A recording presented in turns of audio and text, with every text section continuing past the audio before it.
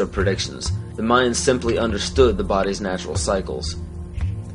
So these unfortunate events are not by chance.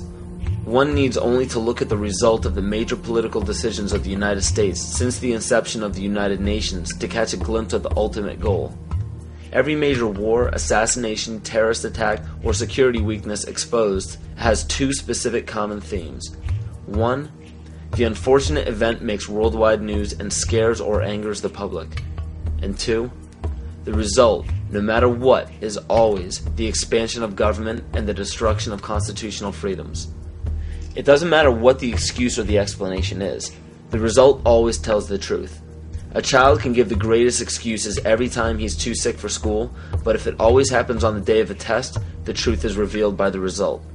The major media outlets can give every explanation in the book as to why war is declared, assassinations happen, and terrorist events take place, but if they all end up in the expansion of government and the destruction of constitutional freedoms, the truth is revealed by the result.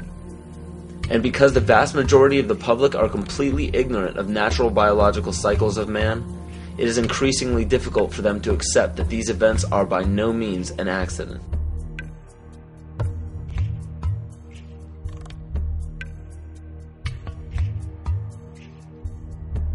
In my rolling on the floor and trying to protect myself from the heat and being in the pitch black, not able to see, that the voices of those behind me screaming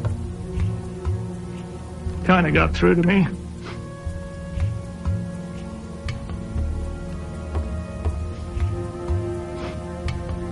I recognized who they were. Could identify the voices. Are they going to come and kill me? No. No. Nobody's coming.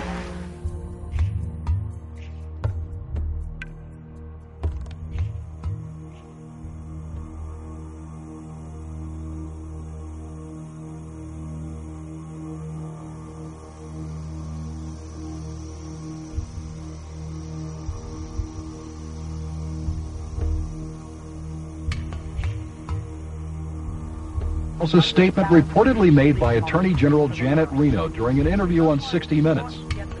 She allegedly defined a cultist as one who has a strong belief in the Bible and the second coming of Christ, who frequently attends Bible studies, who has a high level of financial giving to a Christian cause, who homeschools their children, who has accumulated survival foods, and has a strong belief in the Second Amendment, and who distrusts government.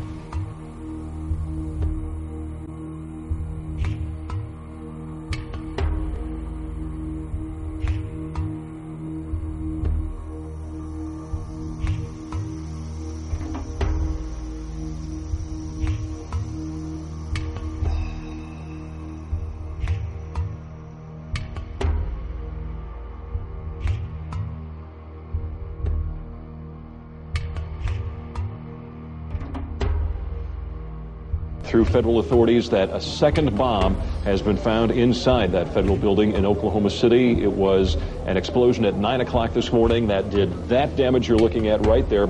I just took a look down the street at the Murrah building again. I see another bomb truck going, so apparently they're going to try to get out that third bomb that's been talked about.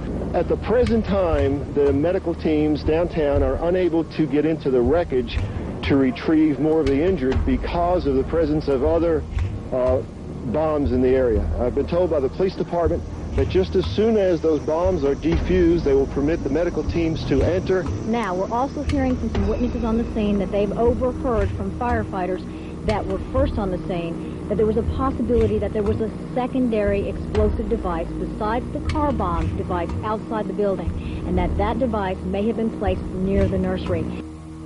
Also, we're getting word now that President Clinton is sending anti-terrorism units down here to look over the situation to find out exactly what went on and what other danger may be out there in Oklahoma City. That's something we need to think about, unfortunately, this time, because, as we've told you, 2 other explosive devices were found that were not detonated, and they were larger than the first. The reports I have is that one device was deactivated. Apparently there's another device, and obviously whatever did the damage to the Murrah building was a tremendous, very sophisticated explosive device. So President Clinton just called Frank Keating, Governor Frank Keating, and he says that 3 FBI anti-terrorist teams are en route to Oklahoma City. Right now, they are saying that this is the work of a sophisticated group. This is a very sophisticated device, and it has to have been done by an explosives expert, obviously with this type of explosion. Now, the Justice Department is reporting that a second explosive device has been found in the A.P. Murrah building in downtown Oklahoma City.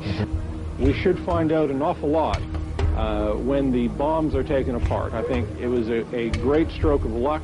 As you're mentioning, it's hard to talk about luck on a day like today in Oklahoma City, but it was a great stroke of luck that we actually have got diffused bombs. It's through the bomb material that we will be able to track down who committed this atrocity. First bomb that was in the federal building did go off. It did the damage that you see right there. The second explosive was found and diffused. The third explosive that was found, and they are working on right now as we speak, I understand, both the second and third explosives, if you can imagine this, were larger than the first. The first bomb that was in the federal building did go off. It did the damage that you see right there. First bomb that was in the federal building did go off. It did the damage that you see right there. Still another problem, according to these groups, is the executive branch making a grab for much more police power, some of it highly questionable in the aftermath of the Oklahoma City bombing. It shouldn't be the case that Americans have to worry that their phone could be tapped. It shouldn't be the case that Americans have to worry that their credit records could be made accessible by the FBI without them being involved in any criminal activity. The first draft of the House anti-terrorism bill was so loose it could let authorities define as an act of terrorism, prosecutable by the federal government, everything from threatening your spouse with a gun to blocking an abortion clinic. While the anti-terrorism bills ask for sweeping new powers, the ACLU and others also worry about numerous executive orders that the public knows little about. These orders could give the president, federal agencies, and the military near dictatorial powers.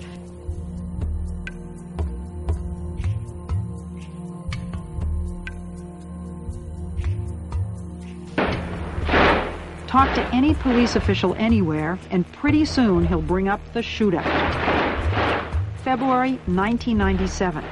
Two bank robbers in full body armor and firing AK-47s did battle with police on the streets of North Hollywood, California. It was every officer's worst nightmare come true. Cops outgunned by the bad guys.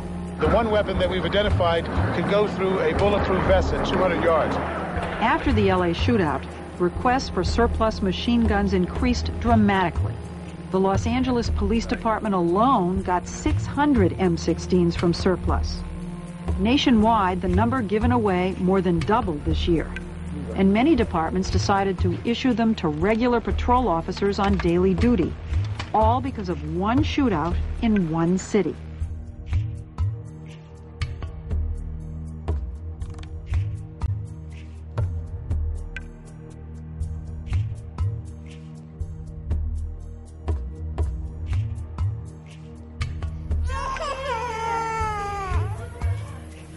Till now, the diagnosis is not settled for this child. He complained from prolonged fever and this wasting.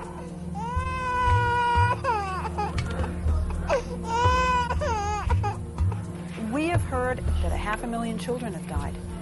I mean, that's more children than died in Hiroshima. And you know, is the price worth it?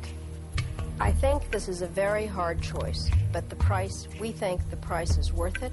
Worth it because she believes the sanctions are working. In November 1997, former U.S. Attorney General Ramsey Clark headed a delegation of the International Action Center on his 7th trip to Iraq to investigate the continued effects of the United Nations sanctions on the population. We were shocked by what we saw. An almost total absence of medicines, medical supplies, and spare parts for the equipment. Despite the heroic efforts of medical personnel, babies, children, and the chronically ill continued to die in vast numbers. The United States government claims that Saddam Hussein is to blame for the crisis. What is the real cause of the suffering? The sanctions. They are an extension of the 1991 United States war against Iraq.